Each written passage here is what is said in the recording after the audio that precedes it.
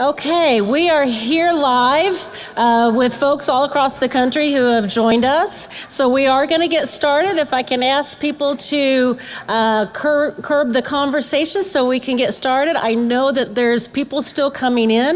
We are working our best to get them checked in. And I'm just so happy everybody's here this morning.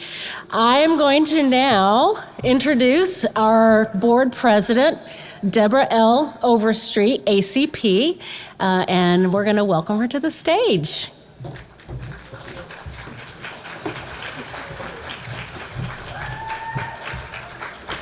Thank you, Vinny. I appreciate it so much.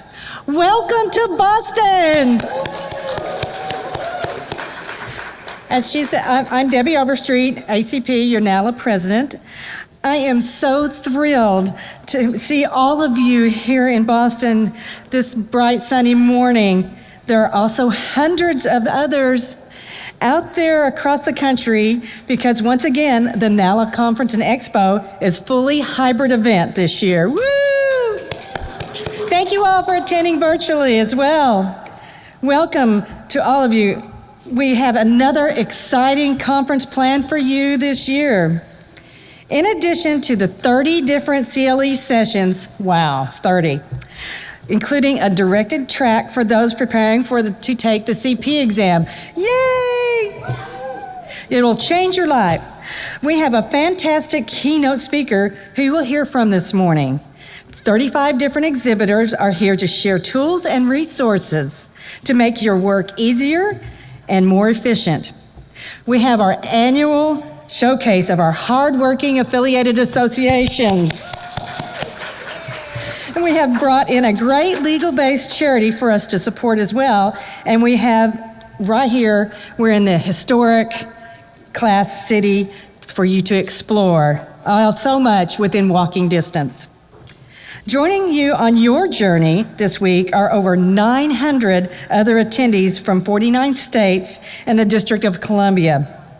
If you know any paralegals in Hawaii, tell them they're missing out. About half of you are here with us in Boston, and the remaining other half are joining us from the comfort of their own homes or offices across the country. Our new hybrid format has brought in a different set of technology tools. So before we bring up our keynote speaker, I'm going to ask our Chief Executive Officer, Vinnie Finley, to come up and give you all an overview of the conference platform and app. But before we do that, I want to take a minute to recognize our sponsors who helped make the conference such a success. Our silver sponsor, forward it? Yes, please. Okay.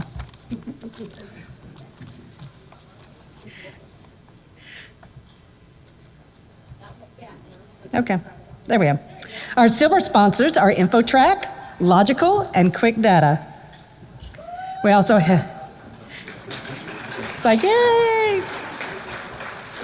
Our bronze sponsors are Fairchild Record Search, Proof, Registered Agent Solutions, Arazi, and Transatlantic International Legal Solutions.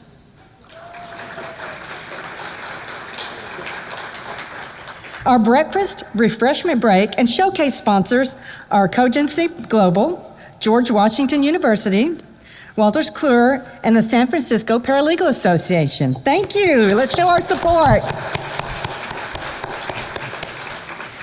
You can learn more about our sponsors and our exhibitors in the Expo Hall, just downstairs. Virtual attendees, you can learn more by clicking the Exhibitors tab at the top of your platform app. Now, Vinny, can you please give us an overview of the app we will be using throughout the conference? It would be my pleasure. Okay. And one more time, can we say thank you to our sponsors and our exhibitors? We're very, very grateful for their support as we continue to grow this conference and hopefully take it to new levels. We really rely on our sponsors to help us do that and to support the work that you're doing. So if you get a chance, maybe you could thank them if you can see someone with a sponsor badge or an exhibitor badge, because they've really been a big contributing part of making this a successful week. Okay. I am going to very quickly take you guys through the app because this is year 2 with this app. And for the folks who are in person, you're mostly probably going to be using your app. You are welcome to log on the platform, which is the online system. But the app is the one that I think that you guys will be using here. And the folks that are joining us virtually, they're already on the platform. And so they obviously have already logged on and they're managing very well. So I'm going to take you through the app. I don't know how many times you're going to be in a meeting and someone's going to say, hey, will you pull out your phone and start looking at it? Will you please pull out your phones if you're going to use the app? Because I am just going to walk you through just a few things on the app. And this is to help you guys have as successful of a conference as you can have. So you open up that CVEN app. I'm doing it with you because I want to be able to help walk you guys right through it. And then you select the 2023 NALA conference. If you have not registered yet or have not logged in today, you're going to have to get that code from your text or your email, or your email. It should go to both. You have to log in every 24 hours. So don't get frustrated when tomorrow you have to do it again and then Friday you do it again. But that is a security measure. So every 24 hours you're going to have to resubmit your passcode. Okay. Now, if you're in your app, you should see 2023 NALA Conference and Expo. And across the top, you've got schedule, which is all of your activities happening today, happening the whole week. If you click on that schedule tab, you will see each day across the top. And you're probably going, wait a minute, how come I don't have anything on my schedule? Because go back up and you see my schedule, and then all sessions. And if you click on that all sessions, you'll see all the sessions that are available. To make it get into your schedule, you simply press the plus next to the one that you want to put into your schedule. Yes, you may put in more than one event at a given time in your schedule. You can put them all in your schedule if you want to, because you need to put them in your schedule to get access to the handouts. Putting it in your schedule does not give you your CLE. You need to buzz in. That's part of that holdup this morning. That's what's going to get you your CLE. Folks that are online, that's happening electronically and automatically. But you don't have to select on the app to get the CLE. But that's how you're going to access the handouts. So I'm going to go back to that home page. Finishing across the top, the Essex 3rd floor, America 4th floor, right here. Essex is the the exhibitor hall downstairs. And then that final tab is our exhibitors. Again, you can communicate with the exhibitors through the app. You can communicate with them downstairs. They would love to hear from you. But this is where you can connect with them through the app. And then the final thing I want to point out is at the very bottom, you have a little home looking thing. That's your home button. The next one is going to be your schedule. It looks like a calendar. The next one is your community. So this will now pull up everybody who has allowed their information or has not stopped their information from being entered in to the system. And it looks like everybody's pulling it up because it's taking a second for mine to load. And then if you scroll all the way down to the bottom, you'll start to see discussion groups. So look at those and see if there's any topics that you want to weigh in on and talk with your fellow colleagues who are here to add to that conversation. We are doing roundtables Thursday and Friday, and as those close at the end of each roundtable sessions, a new discussion in this app will pop up, and you guys can keep the conversation going there. If you were not able to join the roundtable because conflict, or you went to another one because there were so many to pick from, then you can also join that discussion and see what's being talked about, even if you weren't at that table. So everybody's welcome to join those discussions. Okay? And then the very last button is your profile. So that's where you're going to see all the announcements that you're going to get throughout the conference, any messages you want to send between each other, surveys. We will have a survey at the end of the conference. If you do click on that, it says, we'd love to hear your thoughts, but it's not up yet. It'll be up on Saturday. And then of course your settings is in there as well. Clear as mud, or are we feeling good? Yeah, we feeling good? Okay. I'm sorry, I know that's a little tedious, but if you don't know what resources you have, you're not going to use them. And so we just really wanted to make sure you guys had full access to what we have available to you here today. Okay. Now, I have the pleasure of bringing up our 2023 charity. And Mr. Paul Weckstein is the co-director of Center for Law and Education, and he's going to come on up here and tell you a little bit about his organization. Paul?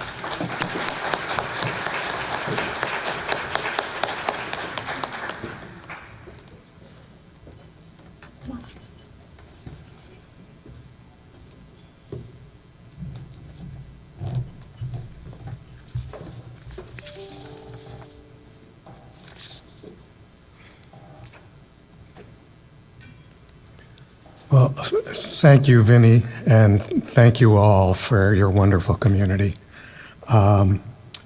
When Vinny called us, I was utterly surprised, as well as deeply, deeply honored and grateful. And not just because in the world of small nonprofits, it's not exactly common to receive funding without asking for it. My sister was a paralegal. Her first job was at a firm where everyone was very nice, but they had absolutely no idea of how a paralegal might be useful. 1 week later, however, our paralegal program placed her in a different firm where, as she says, her work and her role were immediately and consistently treated with great respect, which relates to my talk.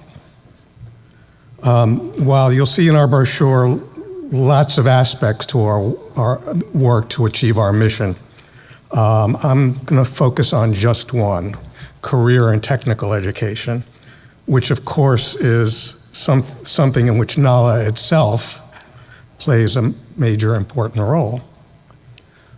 Years ago, when what was then called vocational education was part of a rigid high school tracking system with a divide between those who were deemed college material and those who would deemed best rely on their hands rather than their minds. And between those who were being prepared to make decisions and those who were expected to carry them out.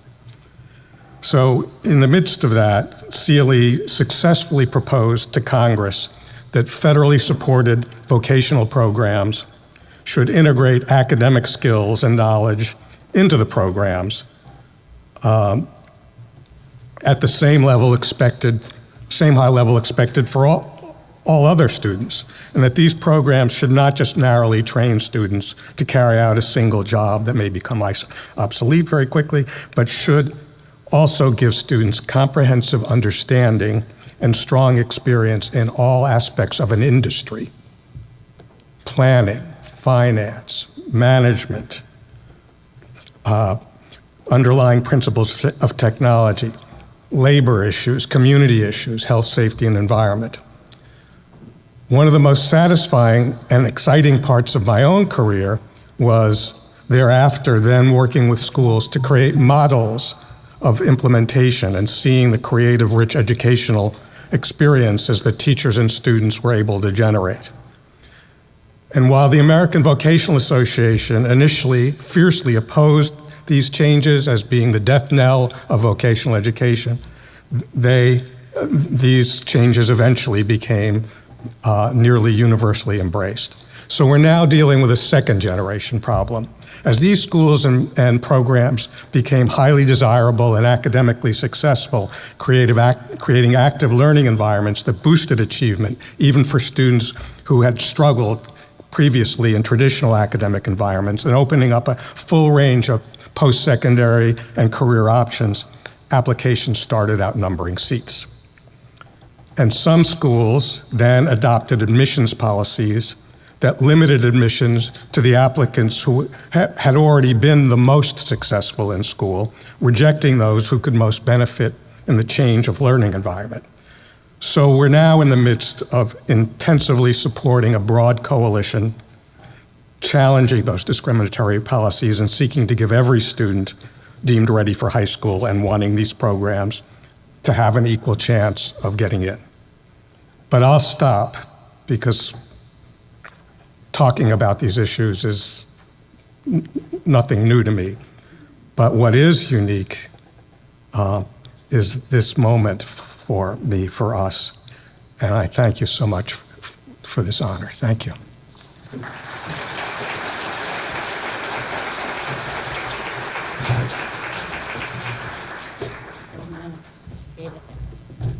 Thank you, Paul. We have a ginormous QR code right there. I think anybody in this room can probably get a picture of that. If you do, that will take you to their website for a donation. We also have a donation box at the registration if you want to write a check, but you can contribute online as well. We will have the opportunity to contribute all through the week, so I encourage you to give what you can to support such a great cause that's related to a lot of work that many of you do. Okay. I want to give you just a few highlights of our conference this year because I don't want you to miss out. So first off, the expo hall I saw was hopping, so I definitely want to get you guys down there and checking out all the vendors down there. They've got all kinds of fabulous swag, and I think you'll learn a lot from the services that they have to offer. We are doing roundtables this year. So last year, it was brought up a few times. You know, we did roundtables at one point. We'd love to do those again. And so you asked, we listened, and here we are. We have 7 different roundtables on Thursday and 7 different roundtables on Friday. The information is in your packet. There's a handout in there. And it is during lunch. So lunch is on your own on Thursday and Friday, but you have 2 hours from 12:30 to 2:30. And then the roundtables are from 1 to 2, so smack in the middle there. So if you want to grab some food, this is an informal gathering. This is a great way for us to hear back from you, great way for us to share information directly with people who are interested in a particular topic. So it's an informal gathering. However, we do have official record keeper, timekeeper, facilitators, so you will have a directed conversation, but they'll also be very flexible to kind of roll with where you guys want to go with that conversation. So I hope you do attend those. None of those are required. There are not CLEs for the roundtables. It is truly, if that's something that interests you, we really would love to see you. That is going to occur on Thursday and Friday in that third of the room. This will all be blocked off. So that third of the room will be where the round tables are. Wanted to remind those who are preparing for the CP track or those who are new to the field. We have one straight through CP track that hits all of the components of the CP exam, including the new topic that's going to be added starting January. Who can tell me what that topic is? Nobody from the certifying board, no board members. Anybody know what topic it is? Oh, good guess. I was hoping people would know because we've been talking about it. Who said it? Bankruptcy, yes. So that is being added to the CP exam starting in January. So we are preparing you now, because that's going to start in January. If you take the exam before January, the knowledge exam, it will not be in there. So that might be a little motivator to get it done this year. But that bankruptcy is one of the components this year as well. We have a drawing with the exhibitors. That will be tomorrow, so not today. Obviously, go down there, but enjoy today. But tomorrow, there will be an opportunity for you to pick up a card at our booth, so Nala's booth, get the exhibitor card, and you need to get signatures, initials from 3 different exhibitors. So we're asking you to go mingle with your exhibitors, get their initials, and then you get into the drawing. And who can tell me, is it a conference t-shirt? Oh, no staff is in here. I'm by myself? Oh no, hold on. I need my staff. They are awesome. Can we take a moment and just say how amazing they are? I know this looks easy, but you all know it's not. And the team that puts this together is just fantastic. Okay, so I believe it's a t-shirt. When you pick up your tag, you can ask the people at the booth. They will tell you what the prize is for the drawing. And of course, our showcase. We're having that this evening in the Staffordshire room, directly here around the corner.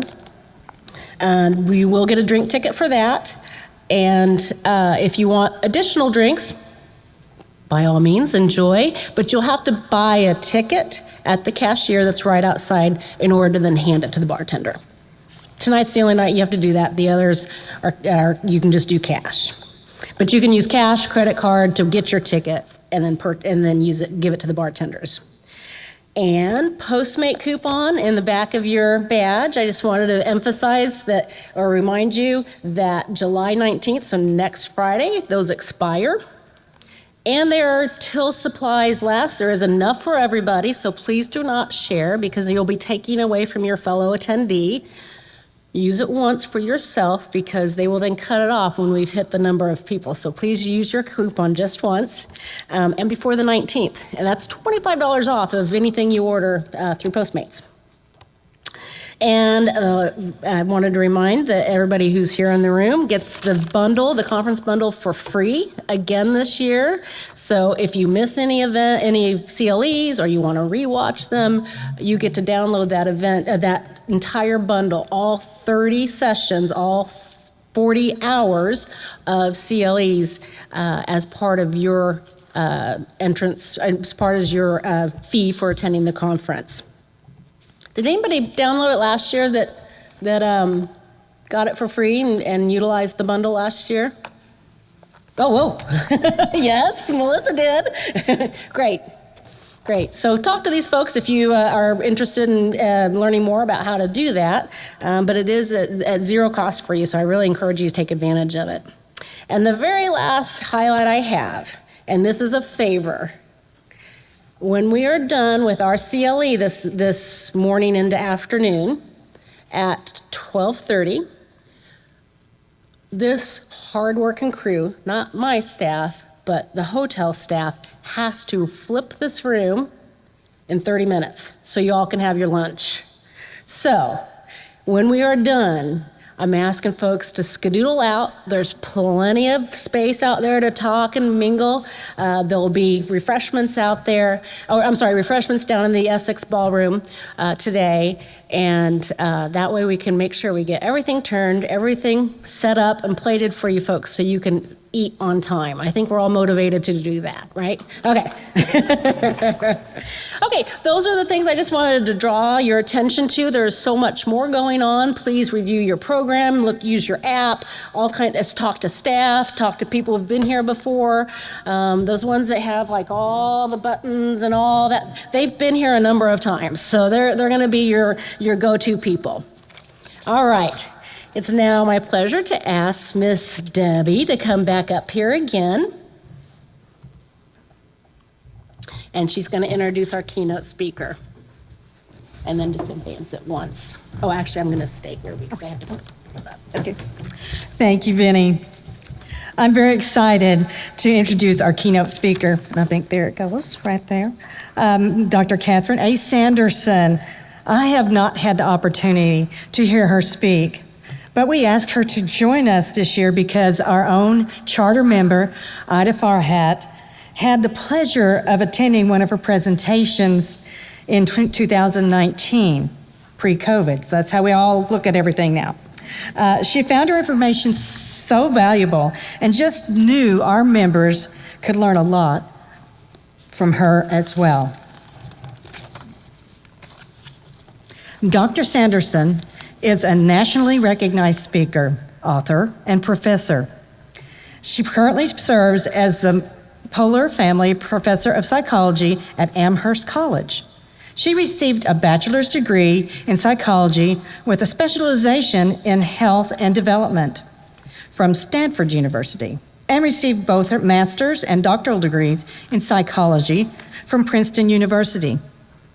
Her research has received grant funding from the National Science Foundation and the National Institute of Health. Professor Sanderson has published over 25 journal articles and high school health textbooks, as well as the Introduction to Psychology course for the GREAT course. In 2012, she was named one of the country's top 300 professors by the Princeton Review. Professor Sanderson speaks regularly for public and corporate audiences on topics such as the science of happiness, the power of emotional intelligence, the art of aging well, I could learn from that, and the psychology of courage and inaction. These talks have been featured on numerous mainstream media outlets, including the Washington Post, the Boston Globe, USA Today, The Atlantic, CNN, and CBS Sunday Morning with Jane Pauley. Catherine serves on several boards, including the Active Bystandership in Law Enforcement, or ABLE program, Camp Dudley, and the Massachusetts Academy of Ballet. She also writes a weekly blog by Psychology, or for Psychology Today. Norms Matter is the name of the blog. That examines the power of social influence on our virtually all aspects of our lives. Catherine lives with her husband, Bart Hollander, 3 children, Andrew, Robert, and Caroline, and 2 rescue dogs, Daisy and Lily, in Hadley, Massachusetts. We are in for a treat this morning. Please help me welcome Dr. Catherine Sanderson.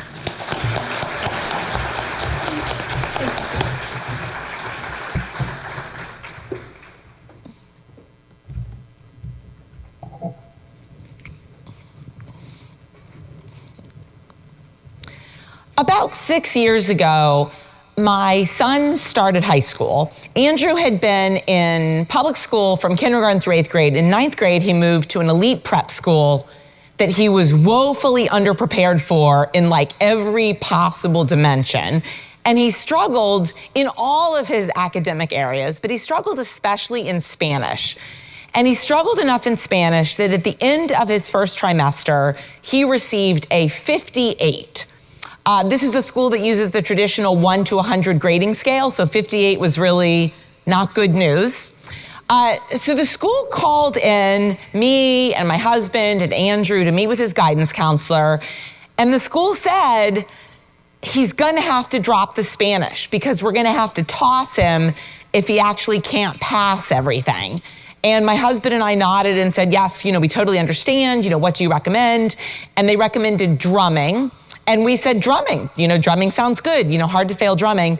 And Andrew said, no, but I love Spanish. Like I love the teacher and I love the kids and I love speaking Spanish. And I said, yes, but you suck at it. And they're gonna toss you. And he said, well, how about if we just do like a trial, like a probation, like give me another chance. So the school agreed to a 1-month probation period in which he agreed to meet with the Spanish teacher every Friday. We agreed to get him a tutor, and he agreed to sort of redouble his efforts in the domain of Spanish. So at the end of the month, he pulled himself up into the D range, and the school said he could stay. He kept up with Spanish his entire first year, and in May, his teacher called me and said, I've just finished grading Andrew's final exam, and he's gonna end up for the year with an A-. Wow. And in all of my years of teaching, I've never had somebody go from an F to an A-. And I wanted to let you know. And I said, is there a prize associated with that? Which it turns out there is not. But I'm starting this talk on predicting success with that story. Because when we talk about success, it's not about going through life succeeding. It's really about how do you respond when things aren't going well. And that's going to be a major theme throughout this talk, that the psychology of success is really largely about the psychology of how do you respond when things don't go well, when you are not succeeding. And what we know in psychology, and so this clicker is not working, so that's going to be hard. Because there are more slides. But what we know in psychology is that the people who are the very best. Can you hand it to me and I'll Yes. I'll click until I get it figured out. Oh, okay, fine, because that'll be terrible for you. So what we know in psychology is that the people who are the best at doing this sort of rebounding in the face of failure are people who are high in emotional intelligence. Raise your hand if you've heard of emotional intelligence. Okay, it's everywhere. But so in psychology, we talk about emotional intelligence as a number of different traits. And I'm now clicking to you, thank you. And it includes an awareness that emotions matter. So it includes an awareness that emotions influence us for better or for worse. So it's this awareness that our emotions actually have an impact. And this can be positive or it can be negative. But in addition to this awareness about emotions mattering, emotional intelligence also includes a key component, which is self-regulation. People who are high in emotional intelligence are good at regulating emotions, their own emotions, the emotions of people around them. That could be friends, could be colleagues, could be their family members, et cetera. And that ability to do emotion regulation is particularly salient and important during times of stress, of pressure, of deadlines, and so on. You're not going to stand. She's fixing it. Okay, fine, good. I was going to feel terrible for you. Okay, so a high EQ matters in lots of different ways. It matters in terms of our health. People who are high in emotional intelligence are better at psychological well-being. They have better physical well-being. They are happier in their lives. They have better relationships, and that's relationships with friends, with family members, with romantic partners, with colleagues, et cetera. But for the purposes of today's talk, I'm going to be focusing largely on this last bullet, which is about professional accomplishments. People who are high in emotional intelligence tend to succeed more in their careers. They advanced more, they are paid more, they are identified as sort of leadership positions, and so on. So basically, emotional intelligence matters, and it matters broadly for basically all walks of our lives. Now, we know that emotional intelligence matters in lots of distinct ways, and I want to tell you now about a really interesting study. And ironically, the study was done really probably 2 miles from where we are sitting right now. It was done at Harvard. And so what they did, thank you so much. What one round of applause for that technical difficulties, right? Thank you. So what they did in this study was they looked at a really unique group of men, all men. And these were men who had received an MBA at Harvard. So obviously these were men who were very intelligent in the traditional sense of the word. They'd gotten into Harvard Business School and had finished. But what they did in the study was they looked at these men's overall performance prior to starting at Harvard, and then they followed them up for years later to look at their careers. And here's what they found. To be sure, intellect, so intellect is sort of raw intelligence, was a driver of outstanding performance. Cognitive skills such as big picture thinking and long-term vision were particularly important. But when I calculated the ratio of technical skill, so this is sort of expertise in a domain, IQ, raw intelligence, and emotional intelligence as ingredients of excellent performance, emotional intelligence proved to be twice as important as the others for jobs at all levels. If your emotional abilities aren't in hand, if you don't have self-awareness, if you're not able to manage your distressing emotions, if you can't have empathy and have effective relationships, then no matter how smart you are, you're not going to get very far. And that's really the key. This is not saying that raw intelligence doesn't matter, but what it's saying is that this isn't enough, that having emotional intelligence is also essential. And now I want to ask a question. Raise your hand if you know someone who is traditionally smart and seems like they should be very successful, but they seem to lack some basic ability to like use common sense or get along with people. Raise your hand. No, don't point at people. That's just rude. Yeah. So what we know time and time again is that there are people who are high in IQ, but who lack the basic common sense, and that impedes their ability to succeed in all different ways. Again, most of the people in this room raise their hand for that question. All right, so I've talked about the power of emotional intelligence, but I now want to turn to what it really is. Because when we think about emotional intelligence in the broad sort of popular press, we think about it as a single dimension. Emotional intelligence, you're higher or you're lower. But in psychology, we actually think about emotional intelligence as having distinct and different kinds of components. And what's important here is that each of us are probably higher in some of these and lower in others. So let me give you a sense of these. One, self-awareness. People who are high in emotional intelligence have a sense of who they are. They know themselves. Now, they feel self-confident, they feel pretty good about themselves, but they also are realistic. And this realistic component is actually really important because this realistic component means they have a sense of their strengths, but they also have a sense of their weaknesses. And that's actually surprisingly difficult for many of us. As this cartoon says, I want greater self-awareness, but can I continue to be unaware of my bad qualities? And the answer to this is no, you actually can't. That part of being high in emotional intelligence is you understand your weaknesses as well. And this is really important for a couple different reasons. One, it lets you improve your weaknesses. I'm not good at this, I could get better. It also lets you put together groups or work with other people. Here is my weakness. I'm going to hire accordingly. I'm going to put together this team accordingly. I have a wonderful friend and co-author. We've written 3 or 4 books together. She lives in California, I live in Massachusetts. And we're a wonderful co-author team because each of the part of writing a book that one of us likes, the other one hates. So I'm like super nerdy. I really love like digging into the research, as you'll probably see today, and like explaining it and understanding it. She finds that like super tedious and boring. Karen is super visual. I am super not visual. Like I have no sense of artisan, how things look or attractiveness or whatever. Karen chooses all the photos, all the fonts, all the page layouts, all the designs, all the diagrams, and she makes the book actually look pretty, like somebody would actually want to read it. And so again, we're a wonderful team because each of us recognizes, I'm really bad at that. That's your court. And so part of being high in emotional intelligence is having the sense of what you're not good at. Finally, and this is an important one, people who are high in emotional intelligence don't take themselves too seriously. They have a self-deprecating sense of humor. They understand that maybe every single thing isn't life or death that happens in the workplace. And so when things don't go well, they can kind of shake it off and it's okay. So 1, self-awareness. 2, self-regulation, or what we commonly hear about in the popular press as grit.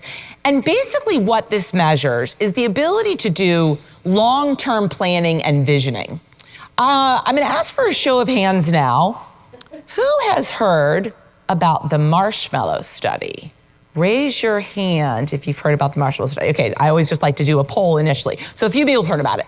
So this was a remarkable study that was done at Stanford University starting in 1970. What they did was they brought in little kids, 3, 4, 5-year-old kids, and they put them in a little room and they said, here's a marshmallow. You can go ahead and eat this marshmallow right now, or you can wait 10, 15 minutes. And if you can wait and not eat the marshmallow for the next 10, 15 minutes, we're gonna bring you in several marshmallows and you'll get to eat all of those. It's your choice. So the researcher walks out of the room and immediately some kids do what? Eat it. Study's over in like 6 seconds, done. But other kids do something remarkable. They delay. And if you watch videos of this, it's fascinating because the kids do all sorts of things to not look at the marshmallow. They're looking at their ceiling, they're looking at their feet. Some of them are like literally turn away or put something over the marshmallow. They're doing all these things to not look at it. They delay, and then in fact, the researcher comes in and hands them several marshmallows. So that's interesting in and of itself that kids who are 3, 4, 5 are showing such a range in their ability to delay. But what's more interesting and more important is that they have followed up these kids who are 3 or 4 in 1970 every 5 years since then. And what they have found is that the kids who don't eat the marshmallow when they're 3 experience like all different kinds of benefits. They're more likely to graduate from high school. They have higher SAT scores. They're more likely to graduate from college. They're less likely to have credit card debt. Just again, a gazillion different things it seems to be predictive of. All of the things that are sort of like, I'm going to delay what feels good at the moment, and I'm going to think about this sort of long-term visioning. Now, in what is a weird quirk of fate, my husband is one of the original Marshmallow Kids. I know, and now everybody wants to know what.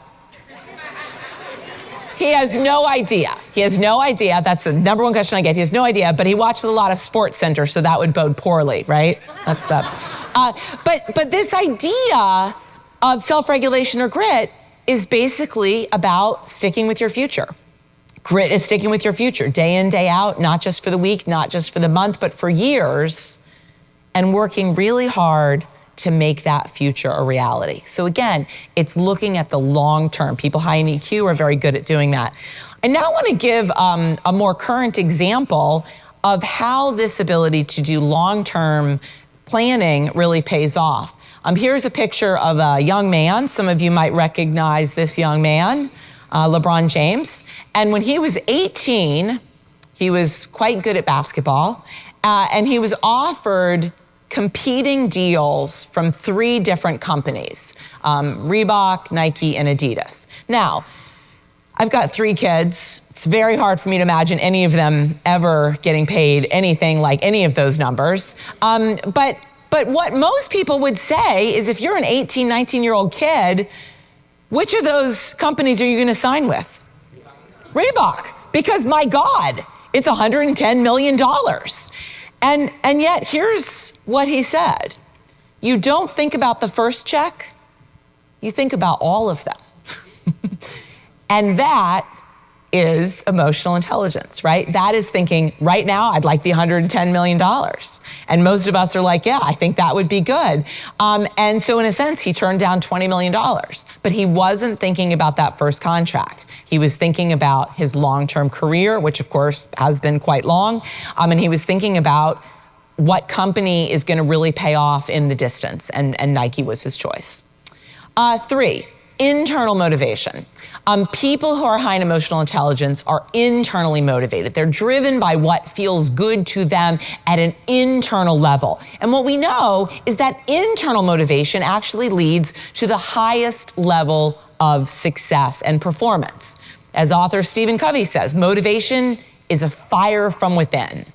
If someone else tries to light that fire under you, it will burn very briefly.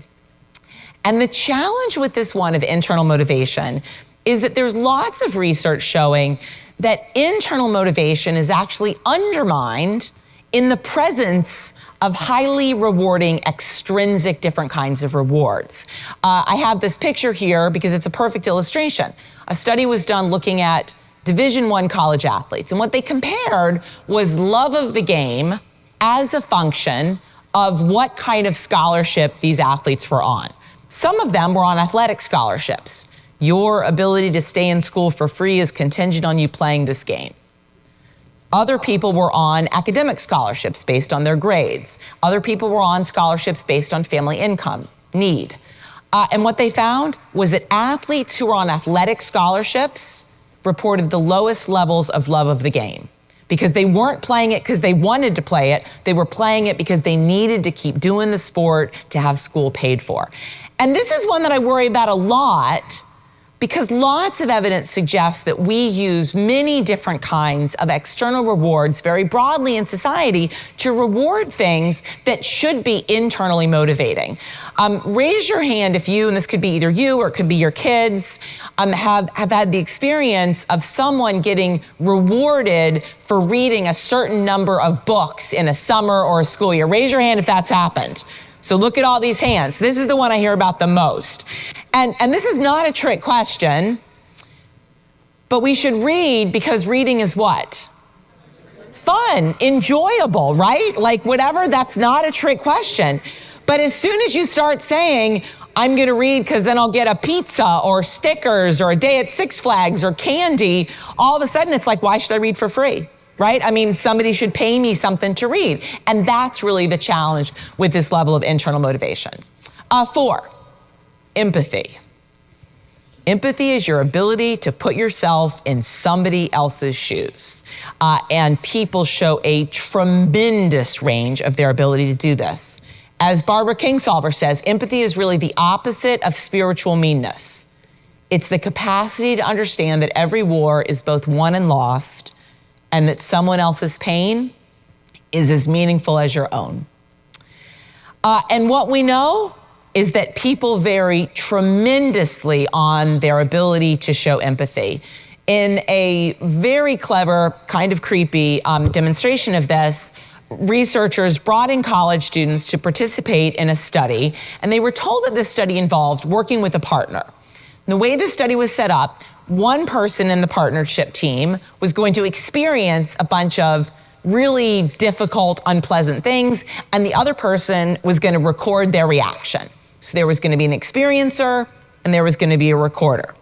Then they described the different tasks, and the tasks were like overwhelmingly awful.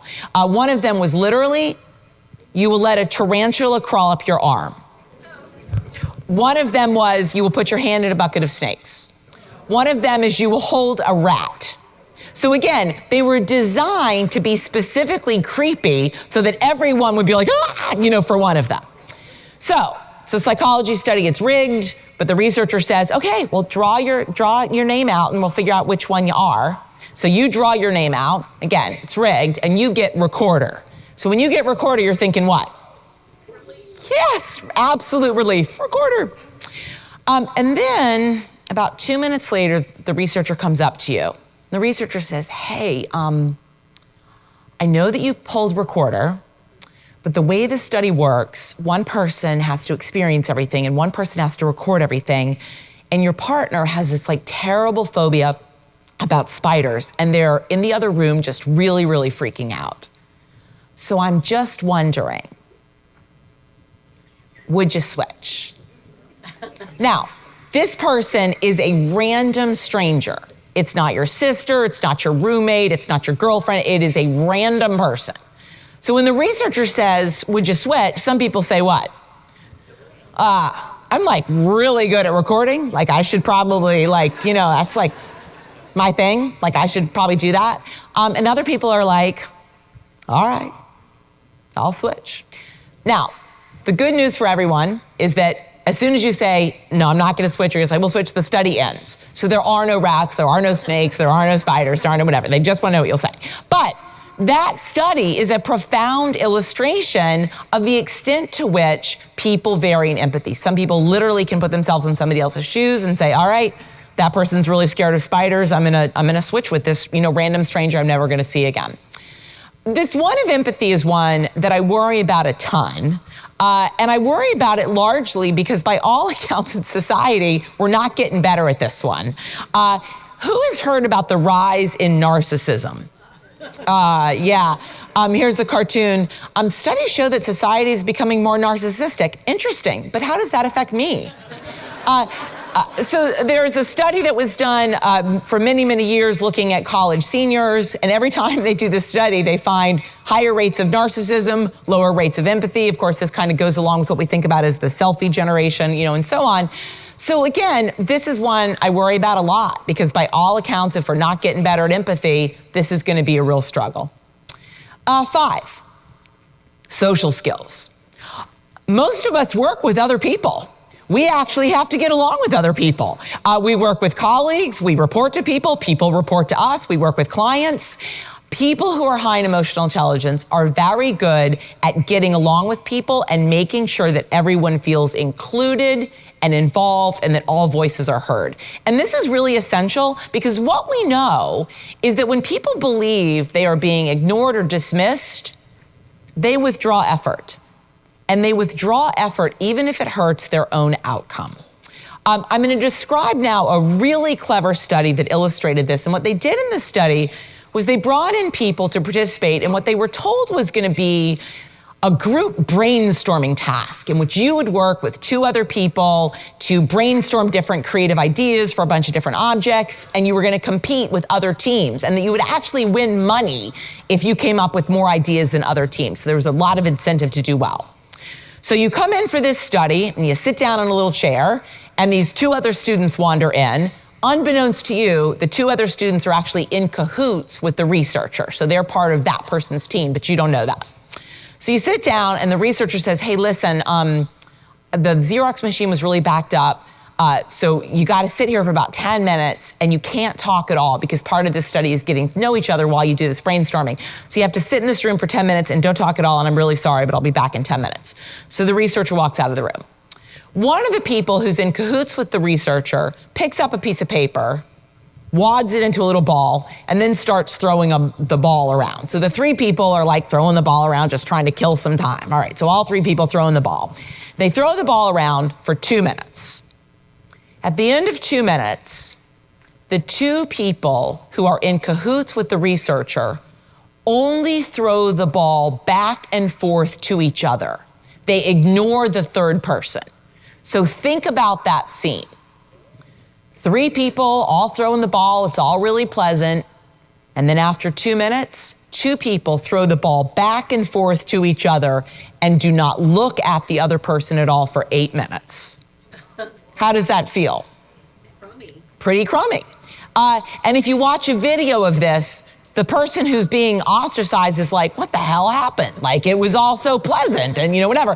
And they're trying to make eye contact. They're trying to intercept the ball and get back in. They're just like, what's happened?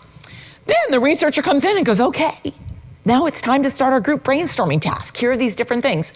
Guess how many ideas the person who's been ostracized for 8 minutes comes up with? 0. They're like, I hate you. Like, I don't care if we lose. I don't care if we lose. I hate you all. You didn't throw the ball to me, and I'm out. Raise your hand if you've ever had the experience of being ignored in a group setting. You withdraw effort, and you withdraw effort even if it hurts your own outcome. People who are high in emotional intelligence are very good at making sure that people feel included and that all voices are heard. So I've talked about these distinct components of emotional intelligence, and I'm now going to give you a little ungraded quiz because the key thing about emotional intelligence is actually thinking about where do you fall on these different components. And so I'm going to give you now 6 different items that really tap into things that we know that people high in emotional intelligence report doing. 1, some of the major events of my life have led me to reevaluate what is important and not important. People who are high in emotional intelligence have often been through some stuff. They've often experienced some adversity, and that probably helps them be higher in empathy to other people because they have understand the difference between things that really matter and things that don't. So that's one key marker. 2, I can tell how other people are feeling just by looking at them. They're very good at paying attention to nonverbal cues, body language, posture, eye contact, facial expression. So these kinds of nonverbal signals leak out and can inform how people are doing. 3, I seek out activities that make me happy.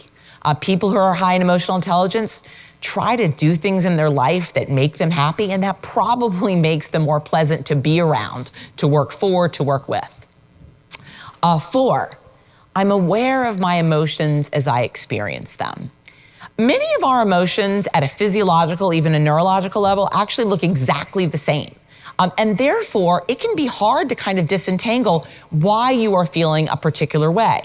Who here has ever had the experience of being angry with someone and then later realizing that you were just really hungry or tired? Anyone? Yeah, I mean, that's kind of it, right? You're like, that really pissed me off. And then you're like, oh, I forgot to eat breakfast. And so part of the issue is that people who are high in emotional intelligence understand, okay, what I'm feeling right now is lonely, not anxious, or what I'm feeling right now is sad, not angry.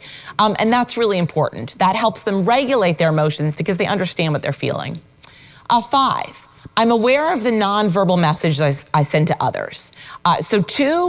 Number 2 was, can you pick up on what other people are feeling based on nonverbal stuff? 5 is, Are you aware of what you're sending off to other people with your own body language? And people who are high in emotional intelligence are very aware of what they're sending to other people. I gave this talk probably about 5 years ago in Charlotte, North Carolina, and a woman came up at the end and she goes, I have the perfect illustration of that number 5 for you. I have been told that I have resting bitch face. And I was like, that is a good example. And she said, yeah, I look like this and I'm not actually unhappy, but my sister and my boss have told me whatever. And now that I know, I deliberately, but it's a perfect illustration of her changing deliberately what she was giving off. She was coming across as sort of rude and dismissive, and it wasn't what she was feeling. And then finally, I compliment others when they have done something well.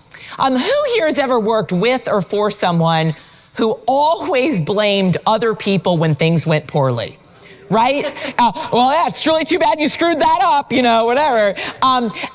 People who are high in emotional intelligence are very good at doing the opposite. When things go well, they compliment, they share, they give praise to their team. And again, that makes them more comfortable to work for and work with. So now I'm going to get to what I consider the most important slide, and that's what I call what is the good news. And here's the good news. This is why it's the most important slide. Emotional intelligence can change. And it's the most important slide because imagine if this wasn't the case, here would be what my talk is. Emotional intelligence is really important. Too bad for some of you, right? I mean, that would be like terrible, right? And so the key thing about this slide is that the power of knowing that emotional intelligence matters is also knowing that we can do something about it. How? Well, one, having an awareness of your EQ strengths and weaknesses. So I started today by going through, here are these different components and here's how they matter, because all of us here should be thinking about where am I strong and where am I weak? And the key thing about emotional intelligence is not, am I higher than you or lower than you? The key thing is internal. Where are my strengths? Where are my weaknesses? So having that awareness is really important, which is why I spent some time on it. But the other key part of understanding emotional intelligence is having an understanding of mindset, because mindset is really about how we change emotional intelligence. And I now want to talk about what mindset means. And mindset broadly in psychology is how we think about ourselves, how we think about the world. And many of us have a tendency, well-established tendency in society, to adopt what's called a fixed mindset. And in a fixed mindset, people believe that their basic qualities, their intelligence, their personality, how extroverted they are, how musical they are, et cetera, are innate. They're fixed, maybe they're even genetic, and they're not going to change. It is what it is. And what people high in emotional intelligence do is they instead adopt what's called a growth mindset, in which they believe that their basic qualities can actually be shifted, can be improved with time, with energy, with effort. And they can actually get better at whatever the particular issues are, whether that's, again, becoming more athletic or more optimistic and so on. Now, we know that mindset matters in a tremendous range of ways across diverse domains, and I want to give you a few examples. Who here has heard the stereotype, older people are feeble and absent-minded? It's everywhere in this society, but what's fascinating about this one is that this is a perfect example of mindset, because in many cultures around the world, older people instead are seen as what? Wise, full of wisdom and life experience. And that's really important, because what this means is that the mindset we adopt is heavily influenced by the cultural surround that we are in. But the challenge is, once you have a particular mindset, it influences how you act, and it influences how you perceive the world. In one very clever study, researchers at NYU brought in college students. This was done in a high rise. They had them complete a task on the computer. It doesn't really matter what the task was. While they were doing this computer task, words flashed up at a subliminal level, so below the level of consciousness. And in some cases, these words were just neutral words. In the other case, these words specifically primed old age. So arthritis, wrinkles, gray hair, early bird dinner, shuffleboard, whatever. So again, so these words flash up again, below the level of consciousness. The researchers say, hey, thank you so much for coming in. Study's over. And as soon as you walk out of the door, the researcher presses a stopwatch. And what they're timing is how long it takes you to walk down the hall to the elevator. And here's what they find. People who have been primed with words cueing old age walk slower to the elevator. Now, doesn't mean they hobble or, whatever. It's not like they're limping, but they walk significantly slower. And that's an example about how mindset, even cued at an unconscious level, can actually influence behavior. Mindset also influences how we interpret or think about the world. About 8 years ago, I was scheduled to give a talk on a Friday morning in New Jersey. I live in Massachusetts. And I'd had a really busy day on Thursday. I'd had meetings, I'd taught classes, I went home, did some laundry, had dinner with my family. And finally at 9 p.m., I got in the car to drive to New Jersey. It was later than I should have left. It was like a 4-hour drive. But because I was leaving at 9 and I was just going to immediately crash in the hotel room, I wore what I was going to sleep in. Ratty t-shirt, running shoes, sweatpants. Can you see where this is going? So I'm on the Tappan Zee Bridge, if you can kind of think about the Northeast geography, when my phone rings. It's my husband, and my husband goes, do you know that your suitcase is on the bed? I was like, no, I did not know that. Could you please call and figure out what's open in Princeton, prior to 8 a.m.? And he's like, yeah, I'll get right on that. And so he calls me back in like 10 minutes and he has an answer, and the answer is guess. No, something is open. Walmart, yeah, not Target, don't get optimistic. Yeah, Walmart. So Walmart is open, so I check in the hotel at 1 a.m., I get a wake-up call for 6, where I drive to the Walmart in what I'd slept in, running shoes, ratty t-shirt, sweatpants, where I buy a complete outfit from the Miley Cyrus collection. It's not what I'm wearing right now.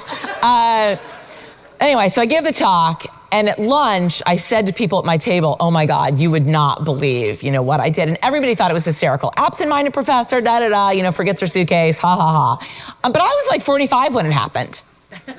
If I had been 60, what would people have said? Senior moment. Dementia set again, right? So I'm a college professor. Every week, students leave stuff in my office. Apples, phones, IDs, umbrellas, whatever. And I'm never like, dementia. Again, because we all think about things differently depending on the mindset we adopt. Who's heard about the stereotype, some people are naturally good at math?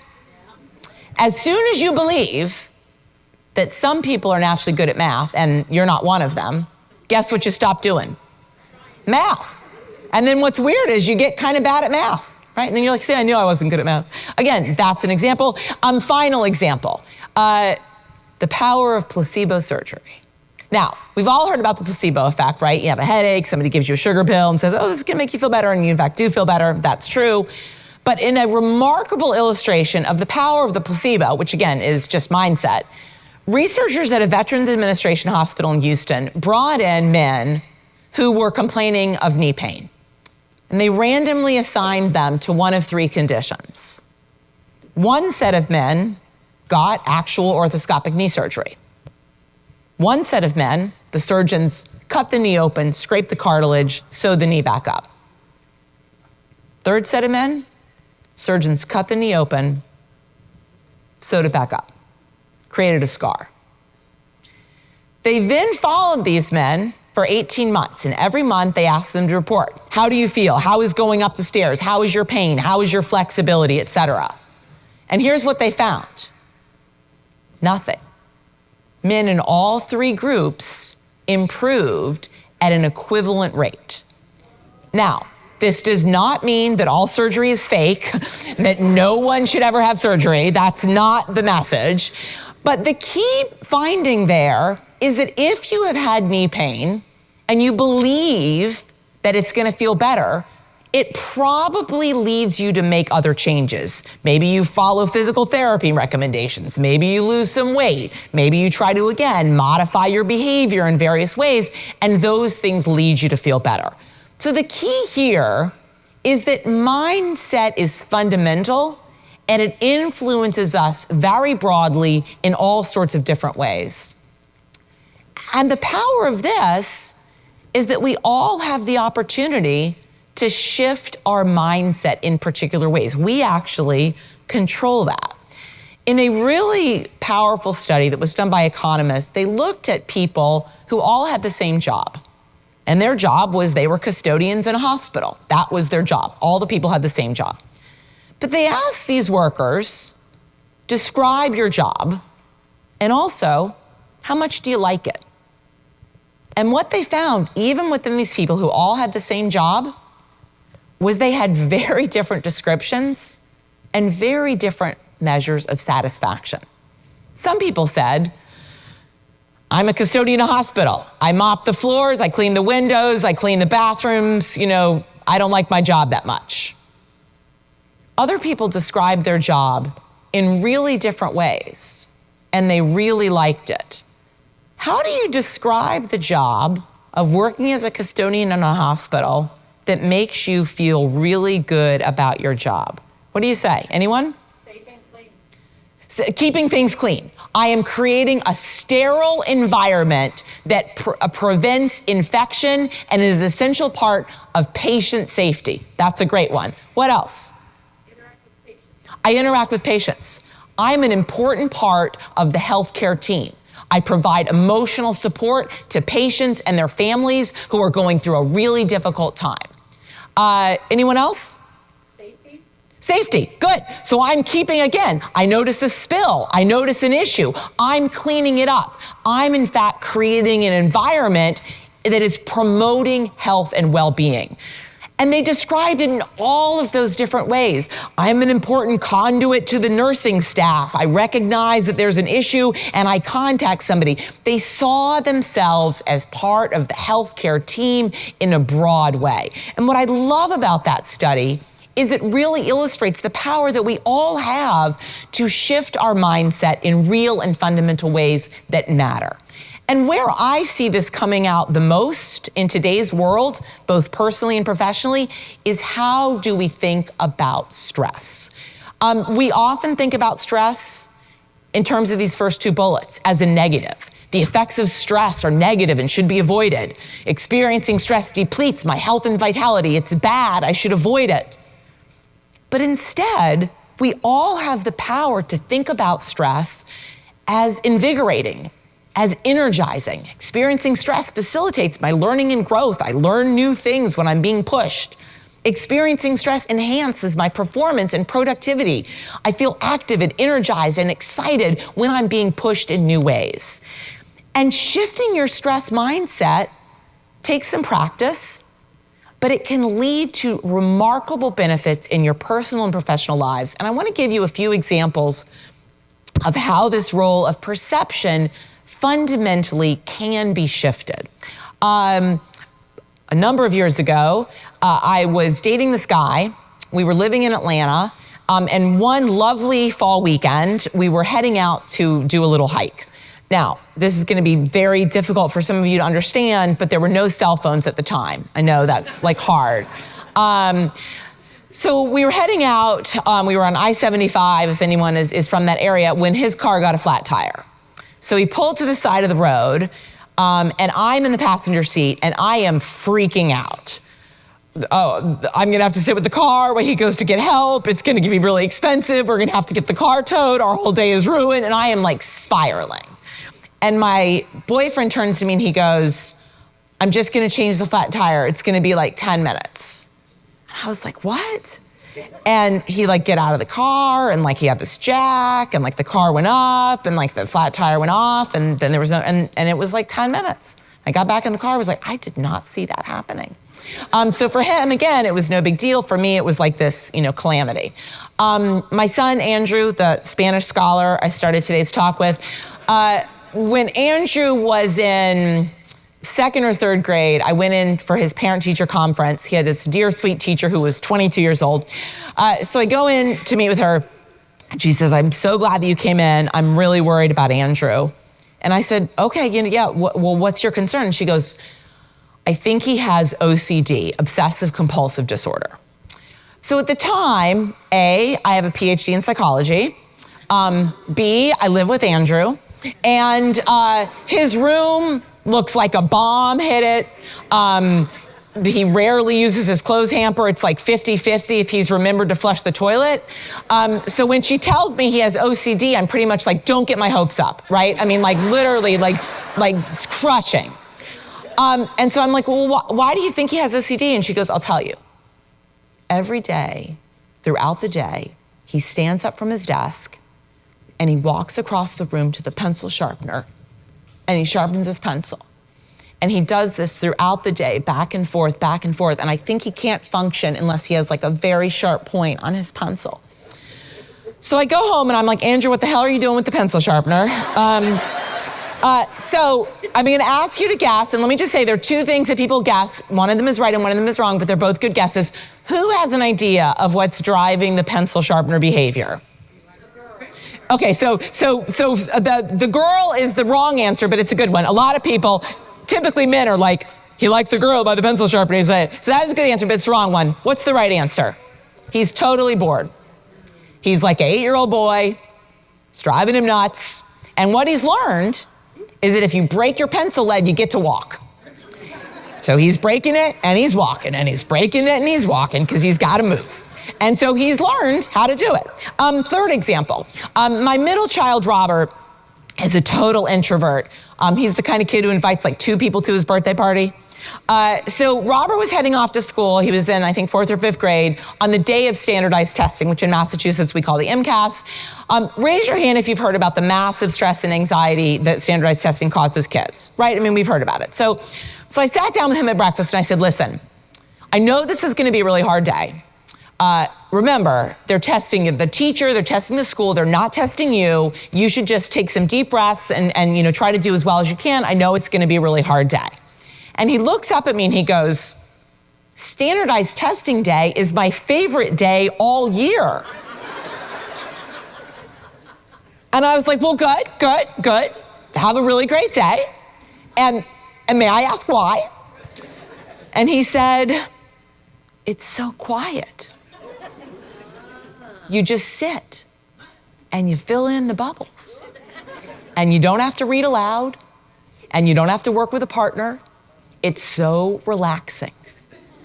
So if you're an introvert, the rest of school is very stressful, right? Standardized testing day is like a dream. So again, these are all examples about how perception matters. And here's the key. Once you understand this, you can actually do something about it. In one study, they brought in employees of a large international finance institution and they showed them a video. Half of them saw a video that said what I've just described. Stress is enhancing, it's invigorating, you do your just work, et cetera.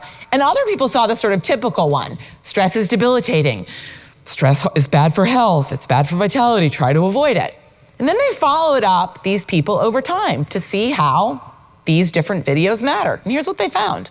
Employees who saw the stress is enhancing video showed fewer symptoms of anxiety and depression, so better psychological well-being, and they had better work performance as evaluated by their boss. So understanding that having a stress is enhancing mindset is beneficial actually led you to feel better and do better work.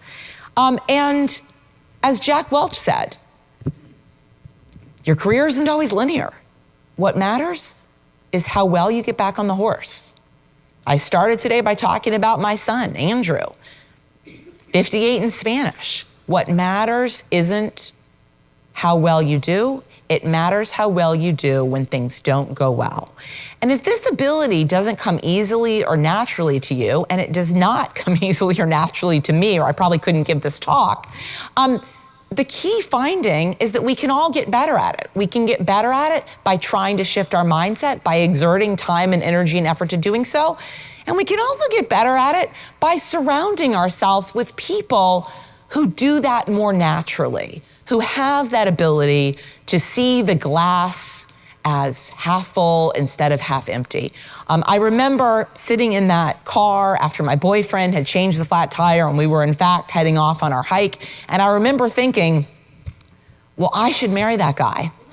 And that's my husband. So I've talked about the power of emotional intelligence. I've talked about the power of growth mindset. And I want to end now by giving you 10 specific strategies. And I'm giving 10 because here's my hope. My hope in giving this talk is that everyone here has learned something. You've been intellectually engaged and stimulated in some way. You've learned something you didn't know before. 2, I hope you've enjoyed the experience. I hope you've laughed a little. But 3, and here's my big one. My big one is when I'm done, I want everyone here to have learned at least one thing that they can take with them and implement in their lives moving forward. And so I'm giving 10 because different things are going to resonate with different people here. And so by giving 10, I'm hoping I will touch each of you with at least one. I will also say that my last slide will be my email address. Anybody who wants a copy of the slide deck, just shoot me an email and I'm glad to send it out to you immediately. And thank you. So I'm giving you 10. 1, find your match. Professionally and personally. It's really important to figure out where you can do your best work at a professional level. As Steve Jobs said, the only way to do great work is to love what you do. And we talked about the study with custodians in a hospital, that again, part of this is thinking about your best work, thinking about framing your job in particular ways allows us to do our best. But it's also really important to find the match at a personal level. I have this picture of someone bungee jumping because it illustrates a key dimension by which people vary, and it's called the dimension of sensation seeking. There's a scale in psychology that basically measures the extent to which whether you feel best under high levels of physiological arousal, heart beating fast, rapid breathing, pit in your stomach. Some people love that feeling, some people hate that feeling. Now, this is not a scale like IQ where high is good and low is bad, but what's important is to understand where you fall on it because different situations make different people happy. So I'm going to give you a little quiz now, and what I'm going to do is I'm going to give you 2 choices, and I want you to think about which one best describes you. Question 1. Some people would like to parachute out of an airplane. Some people would like to never parachute out of an airplane. 1, raise your hand if you're one of the parachute jumpers. All right, put your hands down. Raise your hand if you're one of the smart people. All right, so that's 1. 2. Some people, when they go into a pool, go toe, knee, ankle, thigh. Some people, when they go into a pool, dive, cannonball right in. Who are the toe, knee, ankle, thigh people? Who are the dive, cannonball people? Okay, good. Final question. Some people, when they go on vacation, like the excitement and adventure of camping outdoors. Some people, when they go on vacation, like the warmth and comfort of a luxury hotel. Raise your hand if you're one of the campers. Raise your hand if you're one of the luxury hotel people. Yeah. I say to my husband, your camping wife is your second wife. Again, just be totally clear. So again, this isn't good or bad, but if you raised your hand for, I want to jump out of an airplane, I dive cannonball into a pool while I'm camping, you are high. And if you were like, not going to jump out of the plane, toe, knee, ankle, thigh into the pool, put me in the hotel, you are low in sensation seeking. And then some of you might have fallen in the middle. But the key here is that different situations make different people happy. We talked earlier about one of the key components of emotional intelligence is in fact seeking out situations that make you happy. So find those situations, spend time in those. 2, practice empathy, not sympathy. We often confuse these. Empathy is one of the key components of emotional intelligence, but it's not the same as sympathy. Sympathy is, boy, I'm sorry for you. That's really too bad. And empathy is, I understand. Empathy is, I'm going to try to put myself in your shoes and see the world from your perspective. There is a wonderful clip by Brené Brown. Raise your hand if you know this clip that I'm talking about. I see a few hands there. It's about a 4-minute clip that I'm not going to show you in the interest of time here, and that showing a video in a keynote always leads to a variety of different consequences. Often like a Viagra ad appears first or something like super awkward. But anyway, but in my slide deck, I have a link directly to it. And if you Google Brené Brown, empathy, sympathy, you'll see it. But this is a really key component. It's important to practice empathy, but don't mistake it for sympathy. 3, put away the phone. Raise your hand if you've ever had a misunderstanding or miscommunication with someone over email or by text. Yeah. And you're like, oh, you didn't know that was sarcastic? And you're like, no, I did not get that from the text, whatever. You know what I'm talking about, right? You're nodding. Yeah. I'm not going to ask you to share. But anyway, but that's the key, is that when you put away the phone, you actually can pay attention to nonverbal cues. You can pay attention to tone of voice. You can give the person your full attention. Lots of research suggests that the presence of phones actually distracts us from our ability to have substantive, meaningful conversations with people in our lives and could lead to miscommunication. 4, pay attention to nonverbal communication. And that includes your own and it includes other people. We talked about the different dimensions of emotional intelligence and in particular, the ability to pay attention to the nonverbal cues that other people are giving off and that you're giving off. What we know is that nonverbal communication matters. That includes eye contact, includes facial expressions, voice fluctuations, body language, hand gestures. These are all different ways in which we communicate nonverbally. And research, in fact, shows that there are particular parts of the brain that, in fact, are in charge of processing different kinds of nonverbal communication. A handshake, a nod, facial expressions. And this is probably because at an evolutionary level, it's really important to pay attention to nonverbal stuff in case you don't actually share a language with someone. Paying attention to nonverbal cues can give you insight into, that person looks scared. Maybe there's a snake or a bear or whatever. So again, having this idea of paying attention to nonverbal cues is really essential. 5, be a team player. Virtually all of us work with people. We work in groups, we work with clients, we report to people, people report to us. I talked about the ball throwing study in which people who are ostracized and not included withdraw effort even if it hurts their outcome. People who are high in emotional intelligence and experience the high levels of success are overwhelmingly good at getting along with other people and being a team player. As Babe Ruth famously said, the way a team plays as a whole determines its success. You may have the greatest bunch of individual stars in the world, but if they don't play together, the club won't be worth a dime. 6, ignore the crowd, go with your gut. And this is one that actually is the focus of my newest book. If anyone's particularly interested in this topic, shoot me an email and I can send you some more information.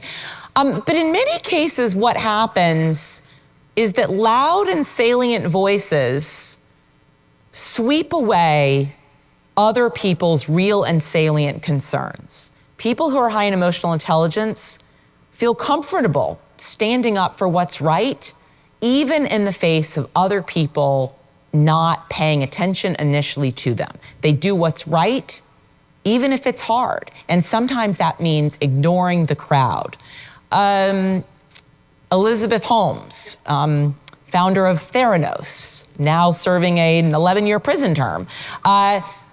A lot of people kind of were like, maybe the data isn't really holding up in what's happening in Theranos.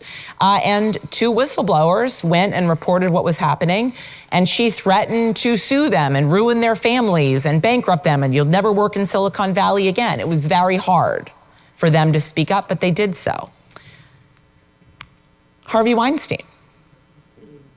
Many people knew what Harvey Weinstein was doing for years. An interview by the New York Times with longtime Weinstein collaborator Quentin Tarantino was done a few years ago, and the reporters said to Quentin Tarantino, "Did you know what Harvey Weinstein was up to?" And this is what he said: "I knew enough to do more than I did." Guess what Quentin Tarantino did? Nothing. So yes, doing nothing would be the lowest possible bar, but he wasn't the only one. Many people looked the other way because Harvey Weinstein was making and breaking careers. And what we know is that people who are high in emotional intelligence are willing to do the right thing, even if it feels really hard. 7, take a chance. Choose action over inaction. And this is really a fascinating one because many of us actually fail to act in all different ways, personally and professionally. Because if you take a chance and you act, What do you risk? What might happen? Failure, rejection, disappointment. But when you ask people, hey, what are your biggest regrets? What are your biggest regrets? Guess what people regret? Not taking a chance. A fascinating study by a behavioral economist actually brought in people and had them flip a coin. And if the coin landed on heads, you had to act. On tails, you had to not act. So they literally randomly assigned it. And they found, again, exactly what your intuition said. What haunts us are the things we didn't do. Those are the regrets that hang with us. As Mark Twain said, 20 years from now, you will be more disappointed by the things you didn't do than by the ones you did do. So throw off the bow line, sail away from the safe harbor, catch the trade winds in your sails, explore, dream, discover. And the reason why we should act is that we can make a mistake and we can come back from that. We can admit a mistake, we can own a mistake, and we can rebound. As Steve Jobs famously said, some mistakes will be made along the way. That's good, because at least some decisions are being made along the way. That being willing to make a mistake and recognizing that you can come back from that is essential. One of my favorite illustrations of this ability to admit, own mistakes, and come back happened a number of years ago, leading up to the 1992 Barcelona Olympics. Don't worry if you don't remember those or weren't alive then, I'm gonna catch you up. So this was a famous example of two Olympians, Dave and Dan, American Olympians, who were heavily favored to be winning multiple medals. And in particular, Dan was an athlete within the decathlon. He was the world record holder. He was sort of head and shoulders above everybody else. And pretty much the world was like, it's kind of a technicality that he has to even go to Barcelona to pick up his gold medal. Like that's kind of, how far ahead he was. So Dan goes to the Olympic trials, again, to get through those to represent the United States. And he's on his 8th event, which is the pole vault. The way the pole vault works is you get 3 tries to, go over that bar with that pole. So he sets the bar at a level that he's passed before. He runs. He sticks the pole in. He jumps up. His foot touches the bar and the bar drops. But it's okay because he's got 2 more tries. It's no big deal. He's totally cleared this bar before. He's the world record holder. So he puts the bar back at the same level. He backs up, stands there, takes a deep breath, runs, sticks the pole in, goes up. His foot again touches the bar drops, but it's okay. Gets another try. He certainly can do it this time. He just kind of had some nerves initially, etc. You can probably see where this is going. Backs up, takes a deep breath, runs, sticks the pole in, jumps up. His foot touches the bar drops, and he's disqualified. He cannot go to the Olympics. So it's like the biggest debacle in Olympic trial history. The world record holder is not even getting to go to the Olympics because he was disqualified in the trials. So forward 4 years later, flash ahead, 4 years later, the Summer Games in Atlanta, Dan trains for the decathlon. He gets through the Olympic trials, he goes to Atlanta, and he wins the gold medal in the decathlon. And a reporter comes up to him and she says, gosh, how did you manage to come back from what was the most colossal choke in Olympic history? What happened 4 years ago? How'd you do it? And this is what he said. Every day for the last 4 years, I woke up, I took my VHS tape. If you Google that, that'll come up what that is. And I put it in my VCR and I watched myself choke the games. And the first time I watched it, it was terrible. And the 50th time, it was pretty bad. And the 200th time, it was not so pleasant. And by the 500th time, I was over it. So what he did was he wallowed in it. He watched it, he owned it, and that let him start training again and move beyond it. And here's what I'm willing to predict. I am willing to predict that no one in this room is going to have their biggest professional failure televised live. Right? We all have the potential to come back, even when things don't go well. As Teddy Roosevelt said, the credit belongs to those who are actually in the arena. who strive valiantly, who know the great enthusiasms, the great devotions, and spin themselves in a worthy cause, who at best know the triumph of high achievement, and who at worst, if they fail while daring greatly, so that their place shall never be with those cold and timid souls who know neither victory nor defeat. So the reality here, we can all take a chance, because even if we fail, we can come back from it. 9, keep stress in perspective.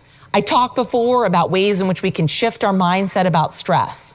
And this is one of the most important findings from the literature, that we all have that potential. There's a wonderful book written by a neuroscientist called Why Zebras Don't Get Ulcers. And that's because zebras only react physiologically, heart beating fast, rapid breathing, et cetera, when what's happening? They're getting chased by a lion. They're about to die. Guess when humans do it? All the time. I've got a lot of emails in my inbox. I'm late for my plane. I have a job interview. I have a blind date. Humans do it all the time. We can all do a better job of keeping stress in perspective. This point was brought home to me about a decade ago. I'd given an exam, computed final grades, and a student emailed me and said, I'm really stressed about my grade in your class. Can I come talk to you? And I said, sure, yeah, come talk, whatever. So we set an appointment time, and sadly for him, it was the day of the Sandy Hook shooting. And I had a daughter in 2nd grade at the time. I'd seen, the reports of it, on social media. And I basically had spent the whole morning glued to my computer thinking, maybe there's a classroom of kids that's like really well hidden. Or maybe they've taken a bunch of kids to the hospital and they just haven't told the media yet. And gradually, of course, it became very clear that that was not the outcome. So this kid walks in and he goes, hey, so, I'm really stressed, about my grade in your class. And just for the record, his grade was a B+. That was the grade. And I said, do you know there's like 20 first graders dead at an elementary school in Connecticut right now? And he said, yeah, I think I saw that on, Facebook. And about my grade. And I said, your grade doesn't matter. I got a B- in intro psych, and I have a PhD from Princeton. Like, you can, like, it'll be fine, like, whatever. And he said, and this will be particularly amusing to you all, he said, well, I think I might want to go to law school, so my grades, like, really matter. And I said, my husband's a lawyer, and I guarantee you he had some B+ in college. Like, you can still be a lawyer. Like, that dream is not over for you. So anyway, he laughed. He didn't hate me. I later became his advisor. But I'm telling that story because the reality is we all have things that are like the equivalent of the B+, right? Things that are not actually life or death. And we can all learn to be more like the zebra. And finally, we need to recognize the value of adversity in teaching resilience. We don't want bad things to happen to us. We don't want bad things to happen to our loved ones. But the reality is, we actually learn valuable lessons from experiencing adversity. What matters is how we frame and think about those experiences. And I want to tell you one final story, which is about a student who was a sophomore at Princeton University a number of years ago. One night, he was very drunk. It was like 3 o'clock in the morning. And he climbed on top of a little train on the edge of the Princeton campus and grabbed the electric wires. A friend who was with him called 911. He was airlifted to a local hospital, and he lived. But in the process, he lost both of his legs and one of his arms. This is a picture of him today. He underwent multiple surgeries, physical therapy, plastic surgery, eventually returned to Princeton, where he changed his major and became pre-med. He finished Princeton, applied to medical school, and today he's a doctor living and working in San Francisco. He was interviewed a few years ago by the Princeton Alumni Magazine, and the reporter asked him the question that I imagine we would all ask him if we had the opportunity to meet him. And here is the question. If you could go back in time and undo that day that so severely changed your life and your body, would you do so? And here's his answer. No, too much good stuff has come out of it. I was not headed towards a career in medicine before the accident, and I don't think I'd be as good a physician if I hadn't had that experience. He works today with quadriplegics, with paraplegics, with amputees.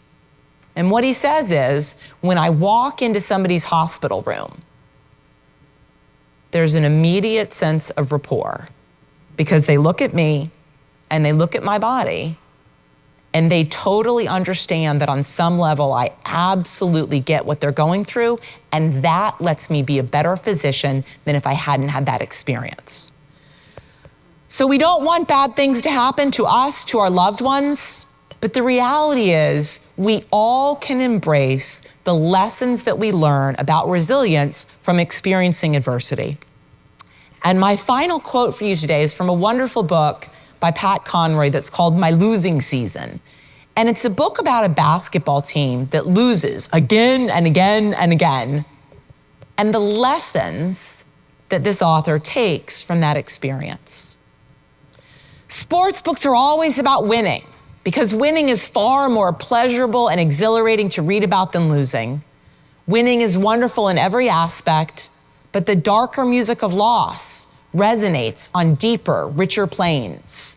Loss is a fiercer, more uncompromising teacher, cold-hearted but clear-eyed in its understanding that life is more dilemma than game and more trial than free pass. My acquaintance with loss has sustained me during the stormy passages of my life, when the pink slips came through the door, when the checks bounced at the bank, when I told my small children I was leaving their mother, when the despair caught up with me, when the dreams of suicide began feeling like love songs of release. Though I learned some things from the games we won that year, I learned much, much more from loss. And to me, this passage is a perfect illustration of the power of mindset. That when we experience loss, we all have the opportunity to think about the lessons that we take from that experience. And I want to end now where I started, and that's finishing with the story of Andrew. So he finished high school, continued to take Spanish throughout. He applied to college, he was admitted to college, but the summer before he was supposed to go to college, he came to me and my husband and he said, listen, I'm going to go to college, don't worry. But before I go, I really want to accomplish a bucket list item. I want to become fluent in Spanish. So he took a gap year. He lived in Peru with a Peruvian family, herding llamas and donkeys and taking salsa dancing lessons. He returned fully bilingual in Spanish. I am not bilingual. My husband is not bilingual. This is not a thing that comes naturally in our family. And 2 years ago, Andrew graduated from college with a double major in psychology, and can you guess? Spanish. And I take that as an illustration of the science of success, because he absolutely failed. 58 failed. But what he did was said, I can get better. I can try harder. I can improve. And that decision that he made has been life-changing. So thank you so much for listening today. As you can you tell I love talking about psychology? Yeah. So I know that you have opportunities to eat now. Not yet, soon. But I want to say that if anyone has questions, it's absolutely fine to email me. That is my email address. You can watch different versions of talks on my website. I talk regularly about psychology on Instagram. And for the nerdy people who want to actually understand more of the science that I described sort of loosely tonight, this talk is based on these two books, The Positive Shift and Why We Act. And you all have been a lovely audience. And if you want to copy the slides, shoot me an email. I'm glad to send it all out to you. Thank you so much.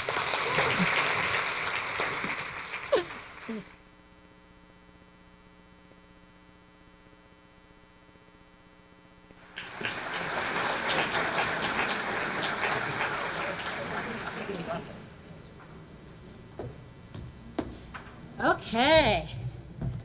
Wow. Can we thank Carolyn one more time, please?